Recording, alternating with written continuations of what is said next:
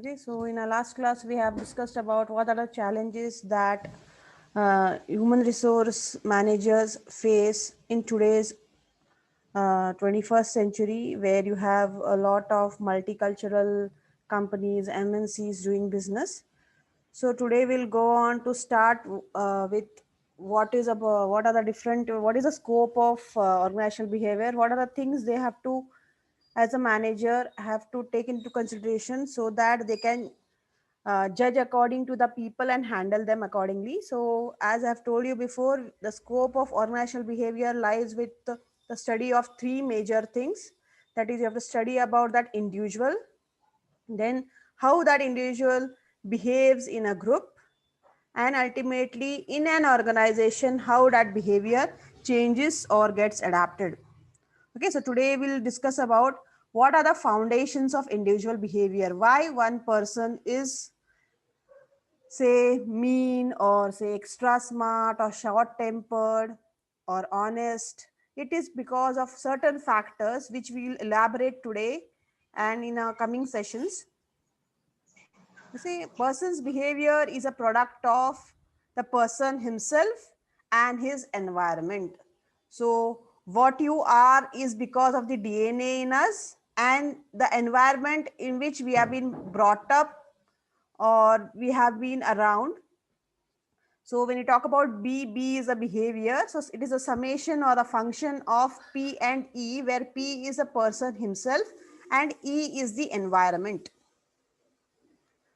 Okay, so individual behavior has these four dimensions. So we have personal factors, which include what age he or she is, the gender, education, abilities, marital status, number of dependents, creativity, emotional intelligence, and identity. Then we have the environmental factors, which includes your economic environment, social norms, culture, ethics, political factors, etc. It also includes psychological factors, which are personality, perception, attitudes, values, and learning.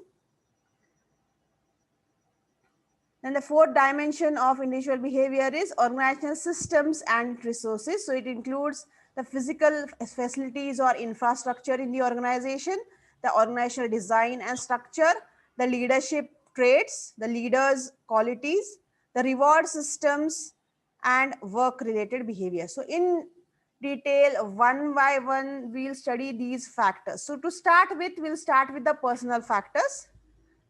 So age, sex, education, these are the person factors. So one by one we'll study about them. So age is Ma'am, there is something black screen on the black screen. that. Yeah, no, ma'am, that heading we Yes, can't ma'am. see. Heading and the border, it will be like black some patch. Patch Patch. type something. Yes, ma'am. Now it's still there. Sometimes it will come in the center. No, yes, ma'am. It's still there. It's still there. I can't see any patch, but Ma'am, your cursor is on that, and you just you are dragging it, ma'am. I dragged it because now just now say you said now it's okay. Yes, Yes, ma'am. ma'am. Okay. Okay, so we are talking about age. Age is a multifaceted and individualistic factor which impacts the performance, turnover, absenteeism, productivity, and satisfaction. So a young person,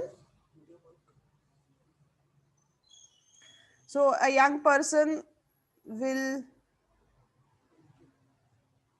just a minute, I'll come back.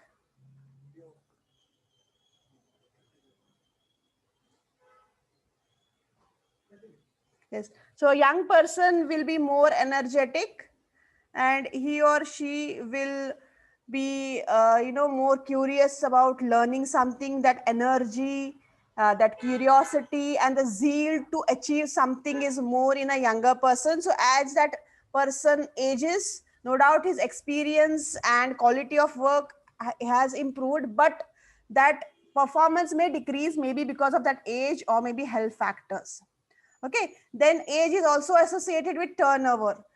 Say middle-aged person or a person nearing his retirement will not think of changing his job.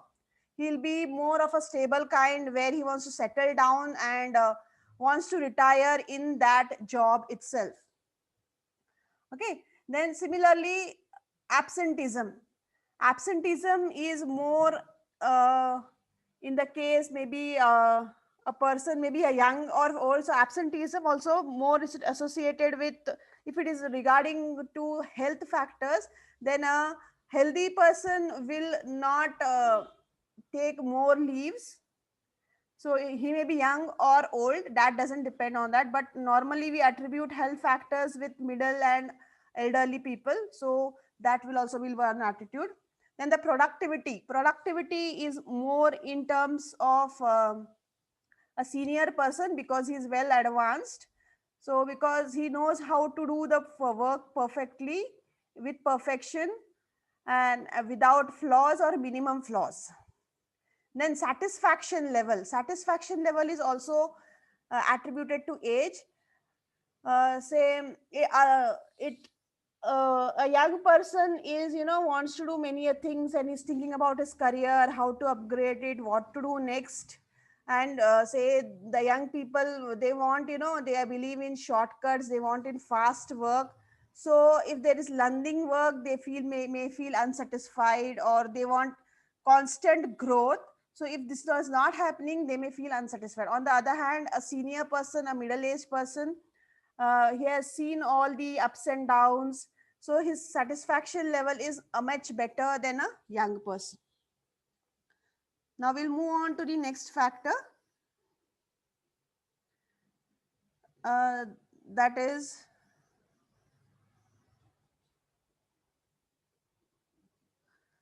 gender. So gender has an impact on turnover and absenteeism. Okay, research has proved that the following aspects are not dependent on gender. But what are the aspects which depend on gender? Are turnover and absenteeism. Say a female is, you know, the say normally has a tendency that he or she may uh, quit her job after maybe one phase of life. Maybe when she is single, she may be doing the job. May after marriage or having kids, she may quit the job. Okay, so because they have that family issues, relationship issues, so there may be a tendency that they may quit their jobs even when the career is going successfully and it is growing. And also it is attributed to absenteeism, maybe because they have that family responsibility of doing something extra, taking care of the elders, taking care of the kids, going along in the functions and events. So this may be attributed that they may take more leaves, and they may have more excuses to be away from the job. But research has proved that gender doesn't impact your problem solving activity or analytical skills. Now what is problem ability? It is not based on which gender you are. Both are equally uh, equally capable of solving problems and analyzing the situations. Motivation also is nothing to do with gender. Both have equal leadership qualities. They are social. The learning ability is better in females than in males. Then they know how to solve problems, how to analyze the things, because it is in their DNA. So sex is not, particular to these qualities of problem solving, leadership. Both men and women do it very well. Then educational factors. So education tends to attract and develop individuals differently. Okay, so when you are educated, your basic skills are enhanced, they are polished. So an educated person with some basic skills will outperform the person who is, say, a bit less educated. So even if you are skilled in something, special programs, training programs will polish it and make it cut that diamond in such a way that it will glow forever. So specialist programs tend to be relatively narrow and focused, so they can be very much experts in their field and they can excel in their skills. So education does play an important role in, tackling stressful situations and uh, thinking about different avenues of doing the same thing. Then the next factor which influences person's ability to do work or is the intellectual and physical abilities. So when you talk about ability, it is both mental and physical. So it may be your body strength or your mental strength. So intellectual abilities, the dimensions include number aptitude, means how smart or how quick are you are in solving arithmetical or statistical problems. Okay, so yeah, if you are smart in numbers, means your ability to solve them is good, so you can be a good accountant, you can be a good say statistician or an engineer. Next ability, intellectual ability, is about verbal comprehension. Verbal comprehension means how good you are in understanding words, or how good are you are in say analyzing the words with different meanings. In as per the statements or the situation, the same word can give different meanings. So how good you are in the verbal skills. It means not only about English, any language, how better you can understand. The next is perceptual speed. Perceptual speed means that ability where you can identify the differences and similarities between visual say visual pictures or things around. So if you are good at this, you are you can be good in say for example solving puzzles in art and so on. Then inductive reasoning, it is one more ability which needs logical sequence in solving problem. So there is a problem, step by step, how easily can I solve the problem? So this is called as inductive reasoning. So I start with the problem and then take steps, necessary steps, so that I come to a solution. Then deductive reasoning is the ability to use logic and assess the implications of the argument. So deductive reasoning means says something has arrived. So that person is trying to analyze, okay, what is the cause, what is the effect? A situation similar like this, how it was before.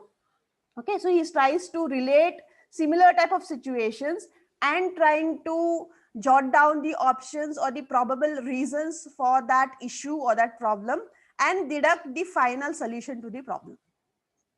Then spatial visualization. So spatial visualization is the ability to imagine how an object looks in different positions from different size. So this skills is needed for maybe for a sailor, for an architect.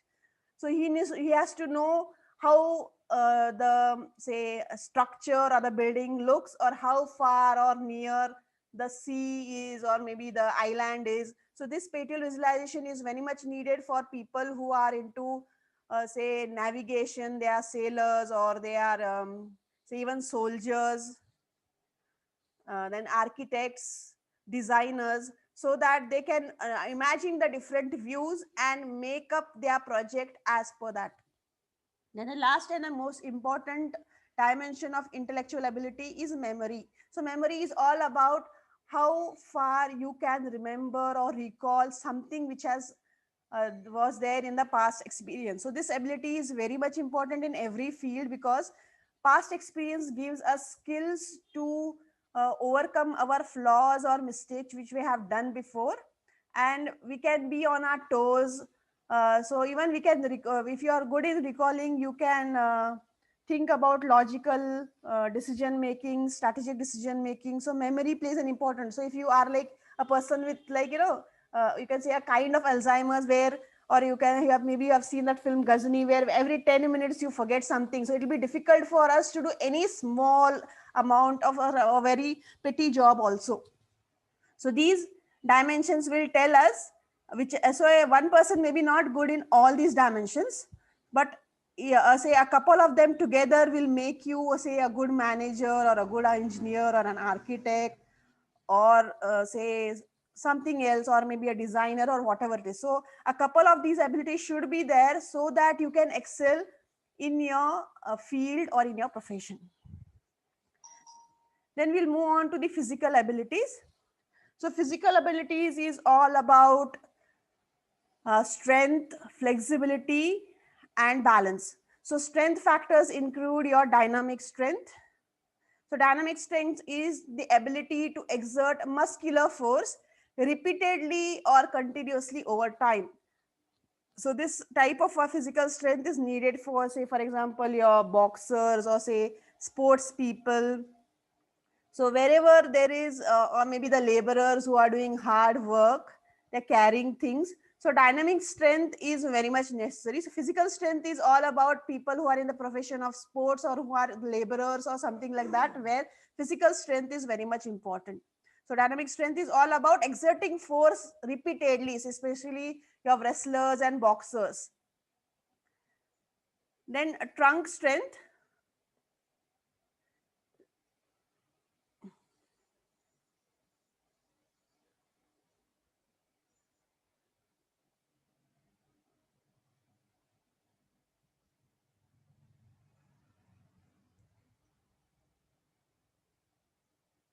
So So trunk strength is the ability to exert muscular strength using the trunk muscle. Trunk means the say the abdomen part or the upper part of the body where you need the strength to say lift something or to push something. Then static strength, it's about the force against external objects. Then we have flexibility strength or explosive strength where you expand maximum of energy in one or series of items. Say for example, a boxer is at a say, particular point where he wants to say flatten his opponent. He is continuously boxing him or punching him rapidly. So such is called as an explosive strength, where in a matter of few seconds you are continuously bombarding or punching. Then we have other factors, which is flexibility, say the flexibility of how quickly or swiftly you're moving your arms and legs, say like a gymnast or say like a cricketer or a footballer, where he has to use his body muscles, trunk muscles, flexibility, say to catch or maybe to make the dance movements. So it's all about flexibility of your say forearms and legs. So how rapidly you are moving it, how with flawless you are moving it, how coordinated your body. These skills are needed for athletes, for sports person, for dancers, and so on. It also needs balance as well as stamina. Stamina is the energy to do all this exercise. So without energy, without proper exercise, you can't do it. So each profession, each say way of each person needs, say this strength may not be needed for a scientist or a teacher, but this is very much needed for if you are in the sports field or you are in some art, performing arts. Then the next say personal factors which is needed is creativity. Creativity is about how cognitive or how say curious or how say artistic you are in maybe drawing something or solving problems. So the same thing you can do it in different way, in a new way, in a better way. So such thing is called as a creativity. You can solve a problem as an old fashioned thing, or maybe creatively you can think about a such a solution in such a way that it becomes with less energy and lesser time. So creativity about is all about how good you are in trying to know new things, new solutions for the same old problem.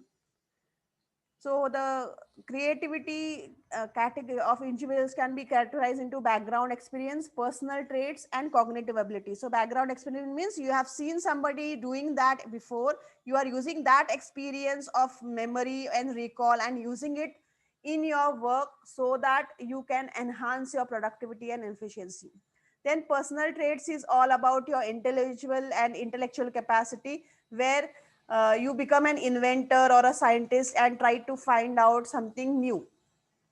Now cognitive abilities is all about cognition means where you are doing a trial and error method, thinking about something new and trying to visualize something in a better way. Then the next factor here is emotional intelligence.